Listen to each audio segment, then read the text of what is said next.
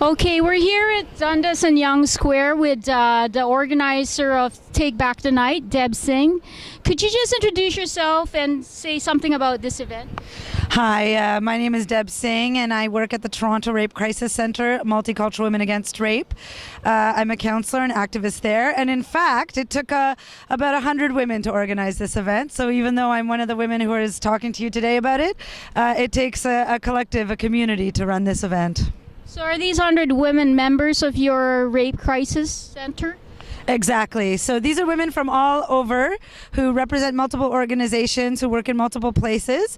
But of course, we have a staff team of 6 at the center. And many of the organizers are also here at the community fair, Black Cat, Maggie's, the Assaulted Women's Helpline, the Parkdale Anti-Violence Education. There are so many amazing organizations that came out to support the planning of Take Back the Night. How many years has this been going on?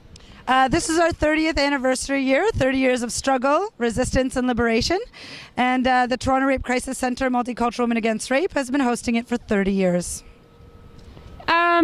This event actually sounds like it's familiar. Is this also happening around the world, in other parts of the world? Yes, Take Back the Night is a global phenomenon. It happens in multiple cities. So I think we brought it here in part because Barbara Schleifer was murdered in 1980, a woman who was a feminist activist in our community, a woman who was a lawyer being called to the bar.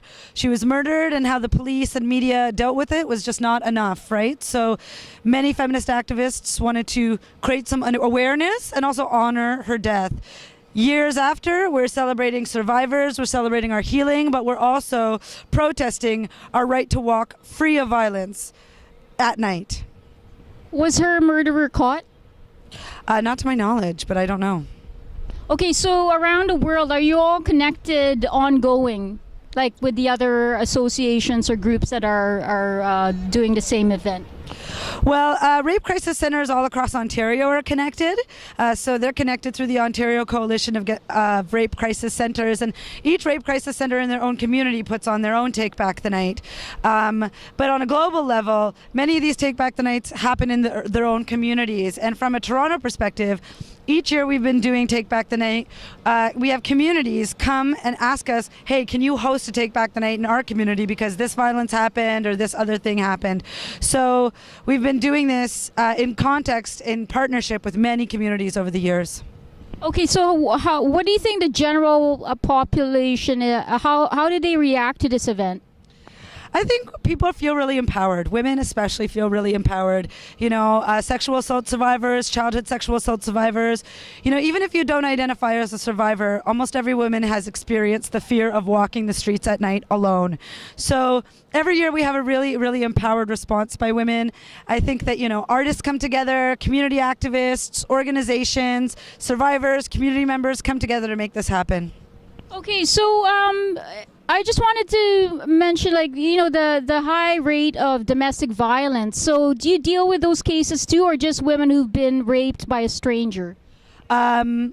Statistically, women are sexually assaulted by people that they know, around 74%. So, and also when we're talking about domestic violence, violence again is happening by a person that the woman knows.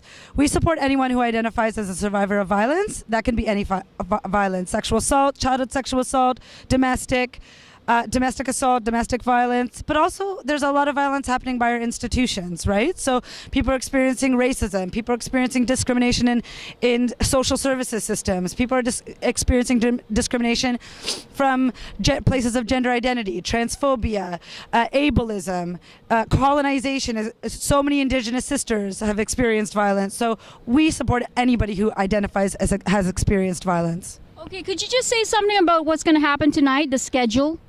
Tonight is going to be an amazing night. Right now is happening our community fair, where many organizations come out to support community members by giving out their community information and resources. We're also having a rally at 6 p.m.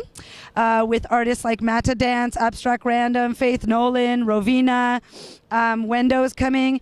We'll be marching at 8 o'clock, and then we have an after party at 9:30. An after party meaning what? Like a dance? Right here in Dundas Square, we're going to have DJs, and when you see the end of the march, you're going to have thousands of women with tons of energy that they want to put out, and so this is where the energy gets to be dispersed, is at the after party here at Yonge Dundas Square. Okay, thank you so much. Thank you very much, Imelda.